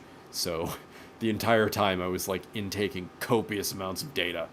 But It really depends on how you learn. If you're a hands-on learner, then get a kit, play with it, like work through it, learn how it works. Um, I mean, that's like, I get emails all the time asking, like, how did you learn to design this? Like, what courses can you take? What books do you read? I'm like, I didn't do any of that shit. Like, I basically just learned through doing. Like, I just through like looking at different plasmids and like, if I don't know what something is, like if I'm like, I don't know, what is an SV40 poly A signal? Just Google it. And then you just learn what the individual things do and how they work. Um, and because there's loads of information online, and so you can just kind of work through it that way. But it really depends. I suggest doing a kit at least on to start to see if you like doing it, because I mean it's probably gonna fail. Like if you're gonna get into bio, you have to understand that most things fail, and you have to be comfortable with this, because if you're not, oh boy, are you in for a bad time, bud. Because yeah, shit fails constantly, absolutely constantly, and you need to get used to that. But also getting used to the hands-on, working with the materials, working with pipettes, all this kind of shit. It's just muscle memory. You just have to do it. So kits are great for getting you started. Taking a college course is also good because then you get the deep knowledge, which you're mostly going to forget, but having it just like kicking around in the recesses of your brain when you're trying to like figure out how something works is extremely helpful. Like I hated Biochem 101, but having done it, I'm familiar with things that I wouldn't otherwise be. Like it's pieces of information which I almost never use, but the one time that I do need it, it is kicking around in my brain somewhere. And so even if I don't remember the exact specifics, it's enough that I remember what to look up. So yeah, hopefully that answers that question. Okay, so I was going to answer Vivek's question. What is the criteria for publishing in different journals? Like, is it necessary to be a scholar from a uni? This depends on the journal. Something that my lab partner is a big fan of is something called the Ronin Institute, where it's basically this thing that you can join that gives you like academic credentials. So it looked like if you're part of the Ronin Institute, you basically pay a fee, and then you get to like get a .edu email, and you get to say that you're part of the Ronin Institute as an independent researcher. So it basically gives you that qualification and meets that criteria so that you're able to publish in papers.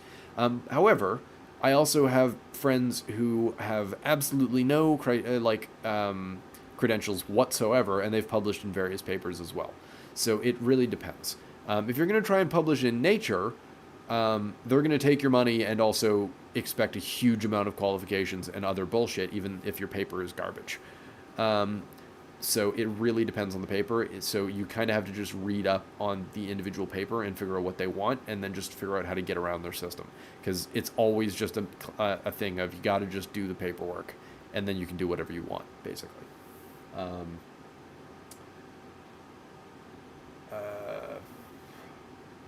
Okay, so Nikki asked, will you need to synthesize this for each type of AAV to target different areas with cancer? No. The whole point of this thing that you can actually see on screen right now, this secretion peptide, is that we're going to call this a synthetic antibody. The synthetic antibody will be excreted into the body. So it doesn't matter where it's being produced. It will end up pervasive throughout the entire body, regardless of where you stick it. So the AAV is just the delivery mechanism to get it into some cells. And then once they're there, they'll just start making the synthetic antibody and churning it out, which will flood your body with it, and then it'll do its job. So you don't need to worry about that.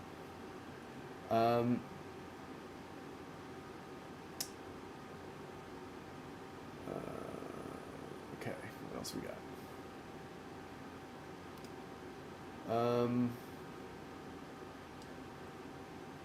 Would you stream on Twitch?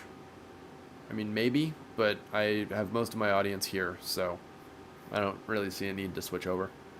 I mean, maybe. I can't see any reason why not. Wayne Long asks, where can I find biotech terms and procedures explained simply? Adgene.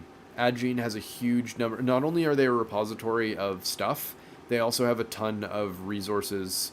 If you go to education and tools, there's protocols, there's ebooks, there's all kinds of stuff. There are actually some books. The book that I always suggest to get people started in this is called the Manga Guide to Molecular Biology. And it's really a fantastic resource because it's cute, but it also does a very good job of explaining what's going on. The thing that I'm doing right now is called molecular biology. Sometimes they'll call it biochemistry, but molecular biology refers more closely to messing with DNA. That's really what it is. Sometimes they'll call this synthetic biology or synbio. All of these, if you look up all of these terms, you'll find all sorts of resources. Okay, working my way down. I'm still pretty high up, so I will get to the people who just donated. Thank you very much. I will answer your questions in just a second. How expensive would it be to get started without college? Like buying all the materials, it very much depends what you're trying to do. If you want a fully stocked lab with all the toys, you're looking at anywhere from 10 to 30K. But you can always start way smaller and just build up slowly. So like, if you don't want to get into like working, or if you want to get into working with DNA, but you don't necessarily want to spend a huge amount of money right off the bat, like getting started with kits is a really great way because you end up with extra supplies that are left over.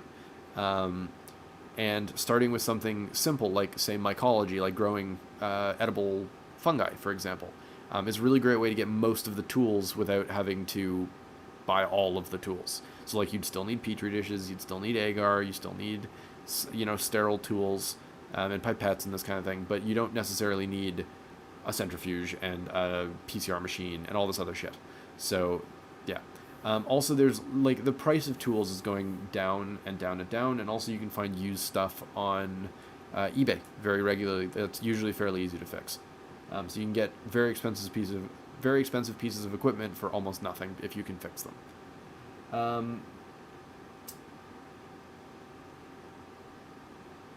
Okay. Wow. Oh, Jesus. Okay, just jump to the bottom. Okay. Seth asks, long shot, but do any companies you know of go all the way from plasmid design to yeast expression without having to transfect select yourself? Yeah. Some of them do. Well, in theory. The one that I use does, in theory. Look for any companies that do protein synthesis. So, like, if you find a company that does gene synthesis and protein synthesis, at some point in that process, they'll probably have to stick it into yeast or E. coli. But find it, like, you can oftentimes just ask them, be like, okay, can I also, like, I'll pay you for some protein synthesis, but can then you just send me the stab afterwards? And most of them will say yes, it's not a big deal. What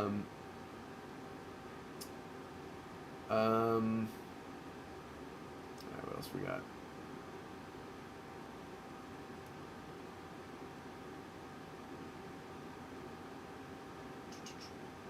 Is a proper autoclave needed for the hobby, or can you start out with a pressure cooker for sterilization? You can totally use a pressure cooker. You just got to run it a little bit longer. I use an autoclave not because I need the higher pressure is nice, but literally because it's taller.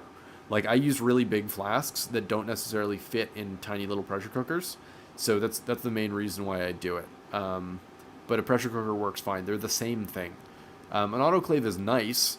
Especially there's an autoclave that I've been eyeing mine's almost ready to be replaced. Like it's starting to fail. So there's one that I've been eyeing. It's like $800 and I really want it, but I can't justify the expense right now because I still have a working one. That's like a front loading one rather than top loading, and it's glorious and I want it, but it's not necessary. It's just an extra, it's just nice. Okay. Have you checked whether the orientation of RVAR2 and the IgG towards each other? What? I don't know what that question means, but as far as I can tell, they're in the right orientation. Did you know about Transcriptic or other cloud labs? Yes, I've heard of them. This is what I mean. Like, if you want to do bio and you don't have tools, there are places you can pay to do the work for you. Like Transcriptic. There's various like remote robotic biolabs now, which is fucking crazy that that's a thing, but it is a thing. I like doing stuff myself because I film it and I make videos, but like you can totally pay other people to do shit for you. It's basically like bio is easiest if you have large quantities of money. It's doable if you have less money, but if you have lots of money, it's faster. That's basically the thing, and you can just pay other people to do shit for you. Um, what's the best course for gene editing? I don't know. You're asking the wrong person. I dropped out. I'm self-taught mostly. Like, I am the wrong person to ask about this.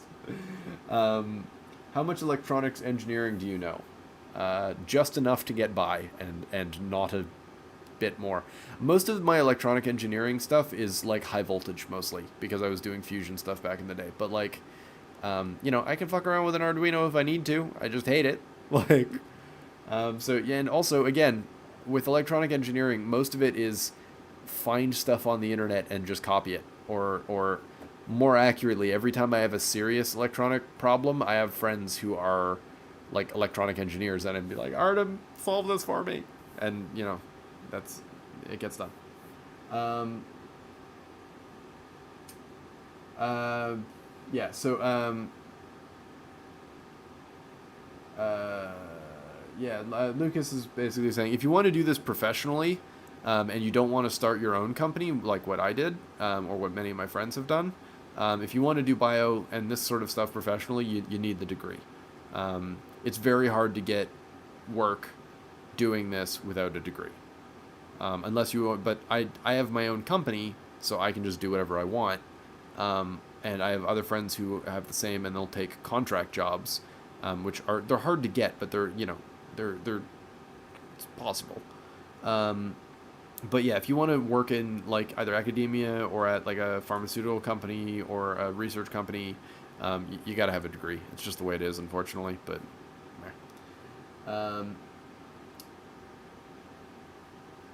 yeah, bio is best if you have either enough money or passion.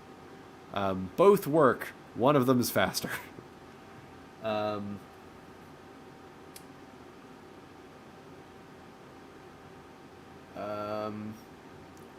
asked, what does your company do? I make YouTube videos. People keep asking me, like, what's your day job? This is my day job. This is all I do. I just make YouTube videos. It just so happens that I'm a huge bio nerd, and so a lot of the things I work on are bio focused. So it basically, like, doing YouTube has essentially been my way of, I want to do bio research and I don't want to have to work for somebody else. So it basically solves both problems. Like, I can just make cool bio videos and then people watch them and I get paid. And then I can keep making cool bio videos. And bio is freaking expensive. So like, making videos, doing streams, getting donations, that sort of thing is how I keep doing it.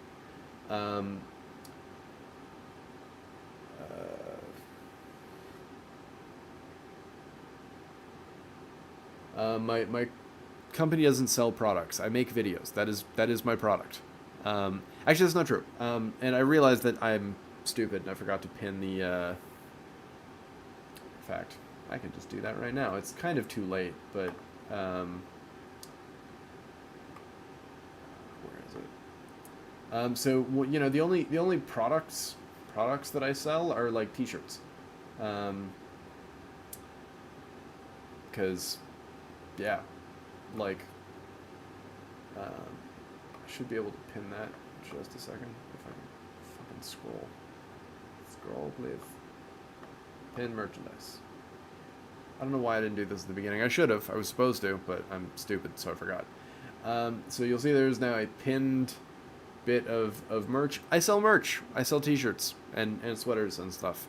And that goes towards keeping my lights on and paying for projects and stuff. But beyond that, that's kind of it. Like, I don't really sell stuff. I make content. Like, content is my business. And if you want a T-shirt, you're welcome to buy one. It's greatly appreciated. You get to support the show. You get to wear some cool shit. It's all good.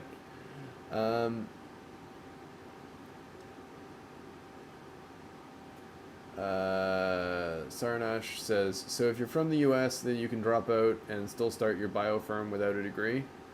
I'm Canadian, but yeah, technically. Again, it took me many years to get to this point, and I had to work a lot of other jobs to build up enough, and also wait until my audience grew and all this other stuff to get to the point where I could afford to do this. Most of the people I know who have built bio companies on their own, and like worked other jobs for a very long time until they were able to, keep the thing, self-sustaining. It's a hard process. Like doing the entrepreneurial thing. Like, I mean, it's fucking hard. Like, most people fail. It's not an easy thing to do. So most people go the like traditional academic or work for somebody else routes because it's easier and you're more likely to immediately be doing the thing that you want to do. Whereas if you try and build your own company, it is a shitload of work and it can take years. 406, there'll be a new podcast with Gabe probably this week. Basically every Friday or Saturday, depending on how the week goes. We do a biohack chat, and so it's me and Gabe, or me and one of my other bio friends, or just other friends generally. But yeah, there should be another one with Gabe this week. Kevin asks, would you make an intro to molecular bio video? Of course. It's something I'm working on. Rather than doing a dedicated intro, I mean, I've made so many videos on biology stuff at this point that, like, if you watch all of them, you get a pretty damn good overview of how it all works. Like, if you watch the genetically modifying bacteria, genetically modifying yeast, all the different protocol videos that I've made, you already get a pretty good idea of how genetic engineering works.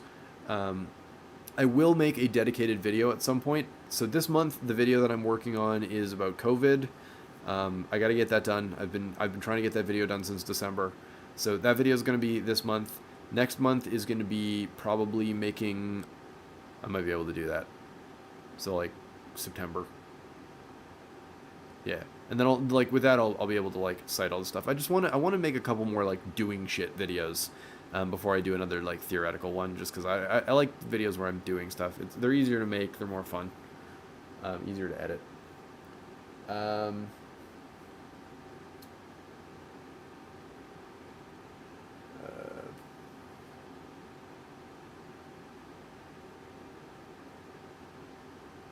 Yeah, so like in Europe, most I just noticed we had a donation and I totally missed it. Thank you, Note. Yeah, in Europe, like, going to school is basically free. So if you want to get started on this, you go to school in Europe, and then you get a degree for free. And you're probably gonna have to work another job to like pay your living expenses and food and stuff. But like, if you're European, getting a degree in synthetic biology is very, very doable. And then you can say move to the States where it's actually possible to use any of that knowledge. But yeah, that's kind of the long and the short of it. So yeah, if you're European, get a degree. Why not? It's free. Okay.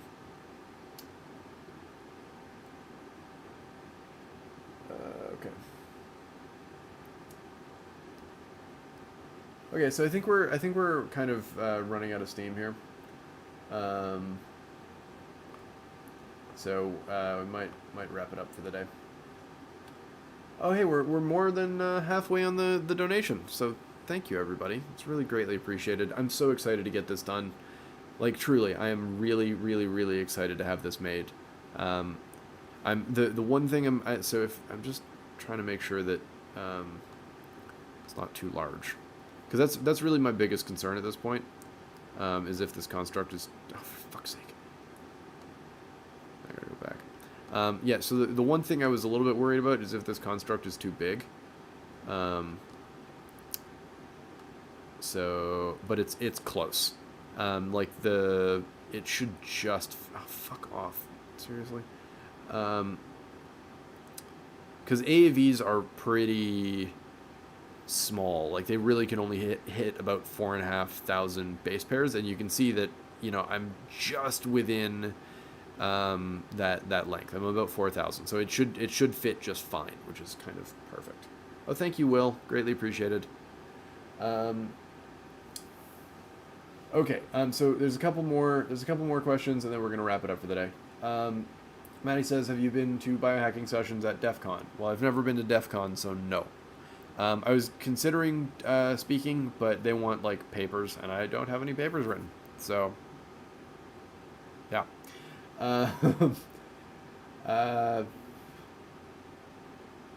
MD, if I can get 2 degrees for free, should I get both? I don't know. It depends how much you like being an academic. I mean, it probably can't hurt, but I personally, I hated university, so it's not something I would do. But it's just because I got bored. It's like they treat you like an idiot for 4 years or more, and you get to do a bunch of like basic bitch stuff, and it's boring to me. But a lot of people do very well in university, so like it kind of depends on who you are. Anthony asked, "Did you end up saving your plants from the virus?" Unfortunately, no. I yeah, no. It turns out I didn't actually have the right materials, so I couldn't end up doing the thing. So I had to just throw it out, which was really disappointing. But yeah, now I'm mostly dealing with insect problems. Like I've got spider mites, fungus gnats, and aphids. And so I bought a proper pyrethrin based miticide or like insecticide, and so I've had to been spraying all my plants down. It's really frustrating. Okay.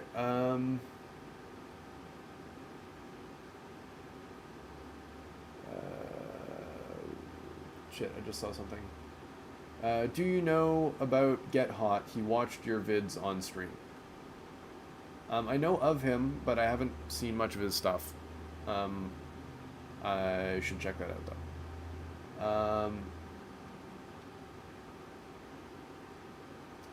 Lucas asks, will this donation run continue on the next stream? Yes.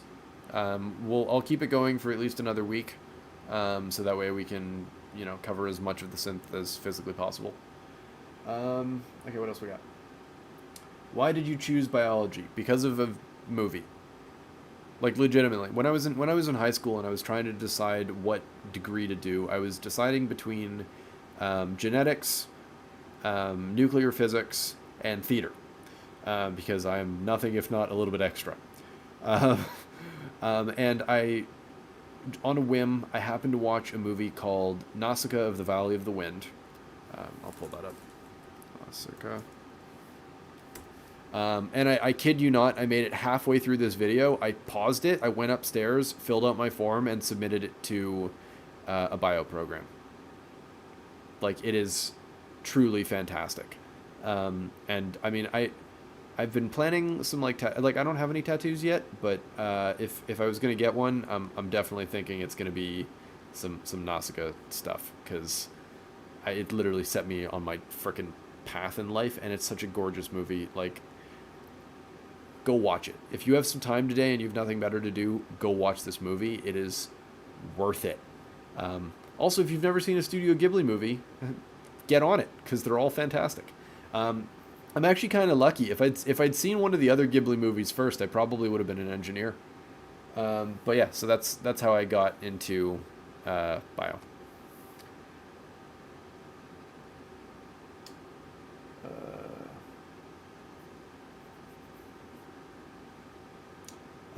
I can't talk about robotic biology labs because I can't give you more information because I've never used them. I know they exist, but like I've never used them, so I have no context of like what it takes to interact with them.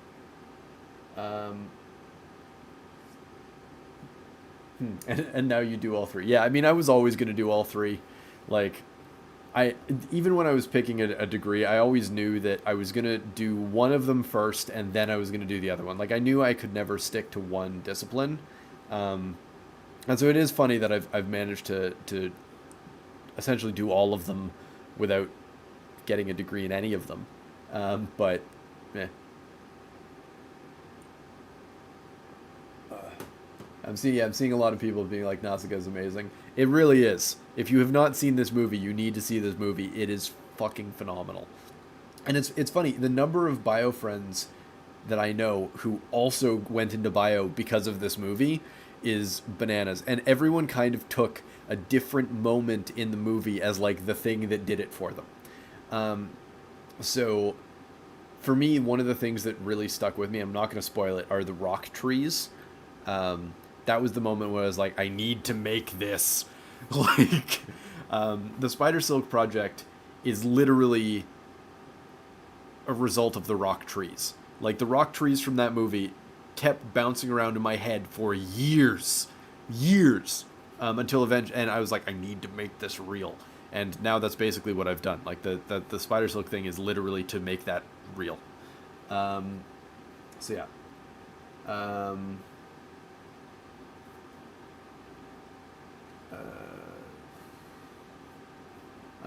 Somebody asked, is there a way to make your own DNA instead of buying it? Yes, you can buy a $100,000 machine and all of the reagents.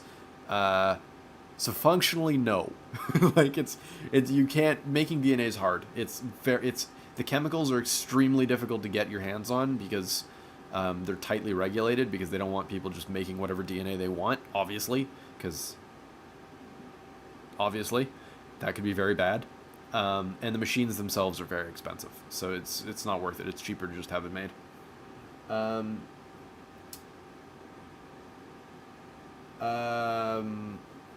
Have you seen Laputa and the Castle, like Castle in the Sky? I did, and I hated it. Or hate is a strong word. I just didn't like it. So the holy shit, Rosa, thank you very much. Wow. I'm stunned. Thank you. That is very greatly appreciated. Sorry, we just had a huge donation, and I'm just stunned. I'm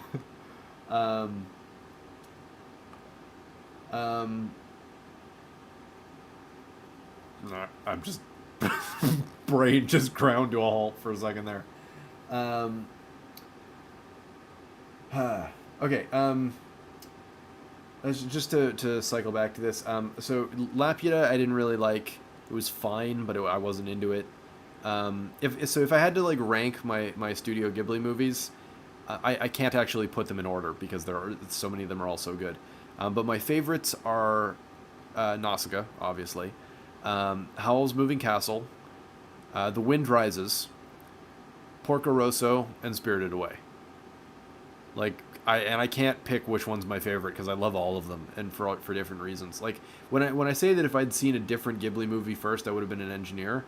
Like if I'd seen Porco Rosso or The Wind Rises before I saw Nausicaa, 100% I'd have been an aero engineer, like no question. But I saw Nausicaa first, so I was like bio. To be fair, I would love to at some point in my life do some aero engineering. Like I love planes. It's one of those things where I love the engineering of planes, but I get so sick on them. I could never be like a fighter pilot, but I would love to design planes. I mean, to steal a line from the movie, like airplanes are beautiful dreams. They're just such amazing machines, and they're just beautiful. Like they're these amazing flying machines, and being able to push them to, past all the limits is just so exciting and so cool. And I love it. I'm a big aero nerd. It's just the way that it is. What I would do to be able to build an Avro arrow. Holy shit.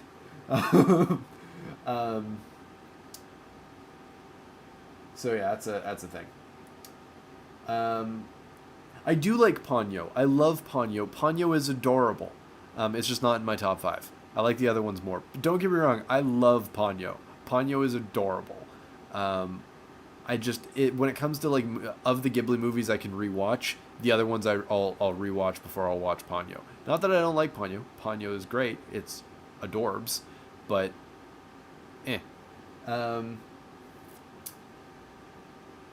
Another really good one that wasn't done by Hayao Miyazaki but was done by his son was From Up on Poppy Hill, which was surprisingly good considering how shite Tales from Earthsea was. And I realized this has nothing to do with the stream at this point. I'm just being a humongous weeb, but these are all good movies, and if you have nothing better to do, go watch them. They're so good. They're some of the best cinema I've ever seen, and I'm a huge cinema nerd. Like, do think. Have I seen Joe Barnard? Of course I've seen Joe Barnard. BPS Space is awesome. I love his channel.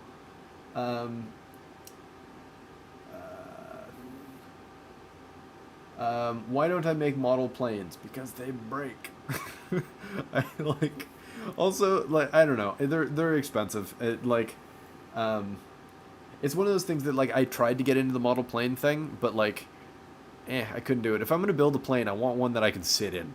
Like, not because I want to fly it, just because I, like, technically it's more difficult, and I like a challenge. I mean, I'm trying to cure cancer on a Tuesday. Obviously, I like a challenge. So, like, the model airplanes are good, but I mean, there's certain model planes that I would make. I'd be more into drones than planes, but even then, I haven't really got into it just because it's a really expensive hobby, and I just haven't had the need. Oh, thank you, Rem, and thank you, Hi, both of you. Thank you very much. Greatly, greatly, greatly, greatly appreciated. We are almost there. We're at 755. We've only got like $250 to go. Like we're most of the way there. This is awesome. Thank you all so much. It is really greatly appreciated. I'm so excited to have this made. Yeah, like a DIY ultralight would be a really great thing. It's something I've wanted to do for a while. I really want to build a plane. I want to get my pilot's license. It's just fucking expensive. Like, that's, again, the only thing stopping me is it's really expensive, and I'd also probably be vomiting most of the way through. Like, it's funny. I have some like really technical licenses that, like, physiologically were very difficult for me to get. Like, like I have like I'm almost a master scuba diver. I've almost got I'm one license away. So I've got my rescue diver license. I just have to do the master or dive master license, depending on which way I want to go. But, like, getting that license, whoo, boy, was that rough. I do not do well on boats. I'm good under the water. It's just on the boat to the dive site has always fucked me up. So, yeah, that's the thing.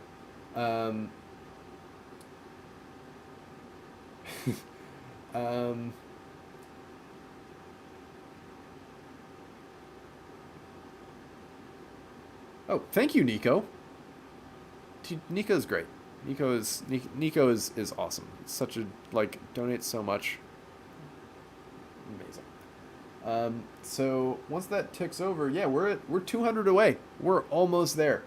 So I'm gonna give it another like minute or two, and then I'm gonna have to wrap it up because I am actually getting hungry and I've got other things I got to do today.